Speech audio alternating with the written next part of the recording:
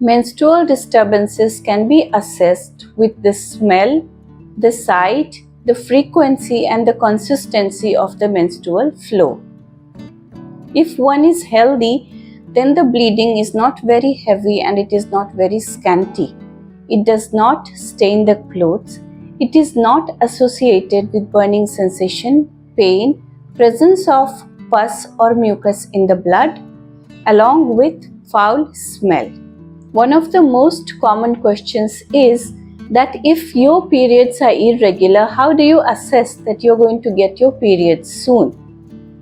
So some features indicate that we are about to get our periods, like lower back pain, mood swings, headaches, constipation or diarrhea, and acne burst outs.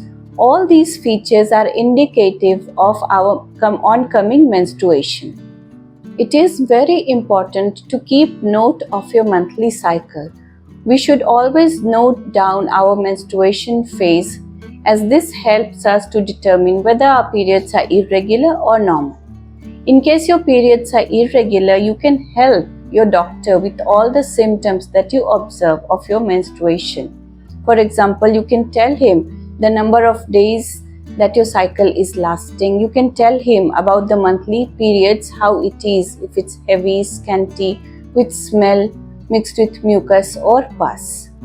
Other than your symptoms that you're telling the doctor, he can tell you to go for an ultrasound. He can also perform a physical examination to check for any pains that are present in your abdomen. A number of medications are used for irregular menstruation. This include hormonal pills, and most commonly used are the oral contraceptive pills. The doctor can also prescribe you some painkillers or tranexamic acid in case of heavy bleeding. All these medicines are good enough to ease your problem at that time, but they do not eradicate the cause of the disturbances. They just treat the symptoms there and then, and as soon as you stop taking these medicines, it is very commonly seen that these problems begin to recur. Sometimes surgical intervention may also be important, like endometrial ablation, myomectomy, and sometimes hysterectomy. However, if you're planning for a child, it is not good to go for endometrial ablation and hysterectomy, as you are not likely to conceive after these procedures. When we consider the treatment in Ayurveda, it is divided into two phases.